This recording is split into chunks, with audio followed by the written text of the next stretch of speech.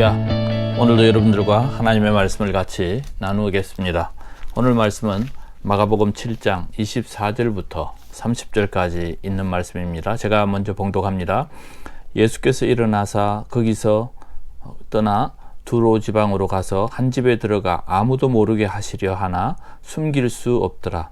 이에 더러운 귀신 들린 어린 딸을 둔 한 여자가 그 예수의 소문을 듣고 곧 와서 그 발 아래에 엎드리니 그 여자는 헬라인이요 수로보니게 족속이라. 자기 딸에게서 귀신 쫓아내 주시기를 간구하거늘 예수께서 이르시되 자녀로 먼저 배불러 먹게 할지니 자녀의 떡을 취하여 개들에게 던짐이 마땅치 아니하니라.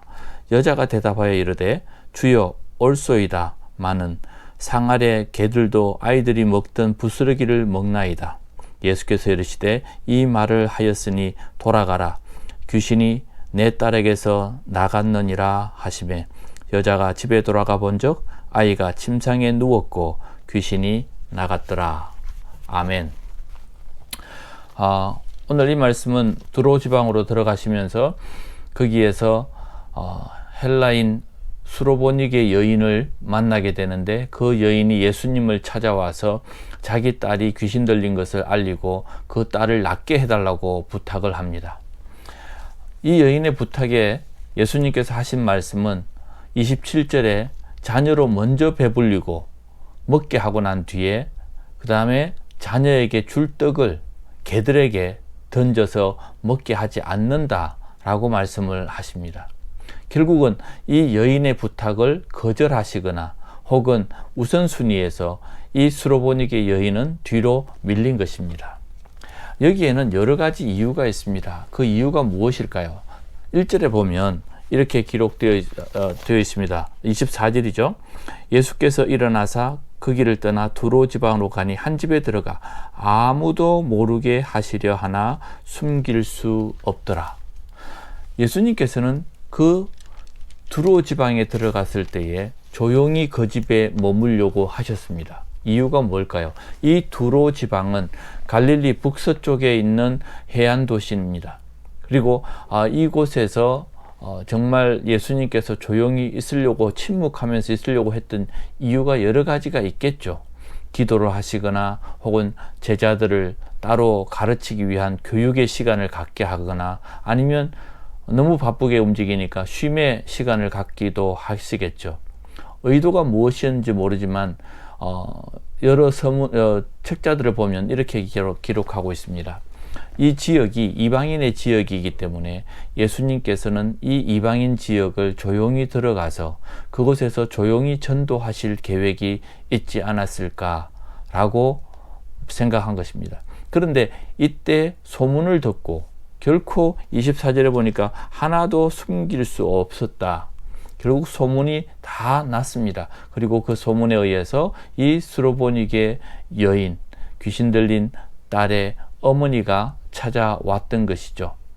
그래서 예수님께서는 여기에서 모든 사람들을 다 만날 수 없고 모든 사람들의 필요를 다 채워줄 수 없지만 예수님께서는 결국 이 여인의 기도를 들으십니다. 자, 여기서 우리가 찾을 교훈이 하나 있습니다. 예수님은 모든 일들을 계획하고 일하신다는 것입니다. 예수님은 다 계획이 있습니다. 이 성경에 보니까 결국 24절에 있는 말씀을 보면 예수님께서는 조용히 있으려고 했던 것이 이방인 지역이기 때문이기도 하지만 또 예수님께서는 우리 앞에서 본 것처럼 풍랑이 있는 그 바다로 제자들을 먼저 보내시고 예수님은 산으로 가서 기도하셨습니다. 그리고 예수님은 예수님 혼자 있어야 되는 시간들이 있죠. 그러니까 결국은 예수님은 계획을 가지고 움직이셨다는 겁니다. 그러나 사람들은 자기 필요에 의해서 밀려 들어오죠. 그때 이 수로보니게 여인도 소문을 듣고 그 집에 들어오게 된 것입니다. 첫 번째 우리가 기억해야 되는 교훈은 뭐냐면 사람들이 청한다고 다 하는 것이 아니라 내가 해야 할 일 먼저 하자. 다시 말하면 우선순위를 가지고 계획을 가지고 살자는 것입니다. 그래서 예수님께서 행동하시는 것을 보면 여기에서도 분명히 이야기합니다. 여기에서도 이야기할 때에 예수님께서 산으로 올라가서 기도하셨죠. 그리고 예수님께서는 다시 이곳에 왔을 때도 조용히 아무도 만나지 않으시려고 하는 것입니다. 이 말은 예수님의 계획을 가지고 움직이셨다는 것을 알 수 있습니다. 사람들은 끊임없이 자기의 필요에 의해서 요청해 들어옵니다. 그러나 예수님께서는 목적에 의해서 계획을 가지고 움직이셨다 하는 것입니다. 마가복음 1장 38절에 보면 예수님께서 사람들이 몰려올 때에 제자들에게 이야기합니다. 다른 마을로 가자. 거기서 전도하리니 내가 이를 위하여 왔노라. 그렇게 말씀하시면서 다음으로 옮겨 가시는 것을 봅니다. 우리의 삶에도 우선순위가 있고 삶에는 규모가 필요하죠. 오늘도 어느 분과 코칭을 하면서 이런 말씀을 하시더라고요. 목사님, 내가 뭐 하고 있는지 모르겠어요. 열심히 바쁜 거는 같은데 이렇게 사는 게 맞는지 잘 모르겠습니다. 그리고 어떤 정신으로 내가 사는지 잘 몰라요. 그 표현을 들을 때에 오늘날 그리스도인들 그리고 이 시대를 살아가는 사람들에게 복잡하고 밀려 들어오는 많은 일들 속에서 나 자신이 무엇을 하며 살고 어떻게 살아야 되는지 정신을 차리고 살아가야 될 필요가 있다는 것을 느낍니다. 우리가 무엇을 잘못해서가 아니라 우선순위와 우리의 삶의 목적을 잃고 강물이 흘러가는 대로 따라갈 수 있기 때문에 우리는 일에 모든 우리의 목적을 양보하지 말고 이를 잃지 말고 우리는 우선순위에 닷을 내려야 됩니다. 만약에 우리가 닷을 깊이 내리지 않으면 이 배가 계속해서 떠내려 가는 것이죠. 밀려가지 않기 위해서는 우리가 그거에 앵커라 그러죠. 닷을 내려야 하는 것입니다. 예수님은 그 바쁜 와중에도 제자들을 먼저 보내시고 혼자 산으로 기도하신 모습을 볼 수 있습니다. 오늘 이곳 두로 지방에 들어가시면서도 예수님께서는 아무도 모르게 조용히 그곳에 들어가서 아마도 이방인 지역이기 때문에 가능하다면 소수로 전도하고 또 소수로 그들을 만나시기를 원하셨을 수도 있고 또 제자들에게 계속해서 기적을 일으키는 것보다는 제자들과 함께 가르침의 시간을 갖기를 원하셨을 수도 있습니다.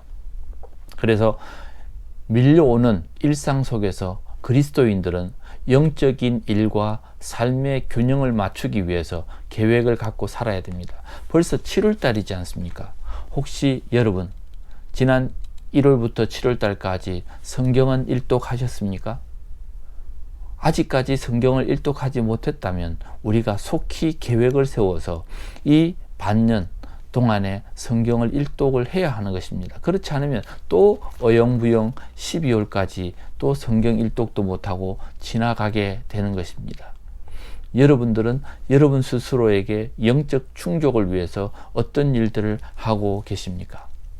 쏜살같이 지나가는 이 시간에 그냥 지내지 말고 어떻게 살아야 될지 정말 정해놓고 사는 그런 계획이 필요로 합니다. 그래서 첫 번째 우리가 기억해야 됩니다.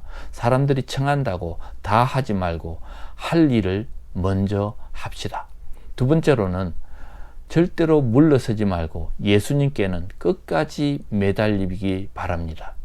이 여인이 정말 기분 나쁜 비유지 않습니까? 개의 비유를 하면서 내 자녀들에게 줄 떡을 어떻게 개에게 던지겠느냐라고 했을 때에 분명히 이방인이지만 그 가슴이 아팠을 것입니다. 그러나 그는 개도 상에서 떨어지는 부스러기를 먹습니다. 나에게 부스러기라도 좀 주십시오라고 하는 간절한 부탁이 있었습니다. 이것이 바로 엄마의 마음 아니겠습니까?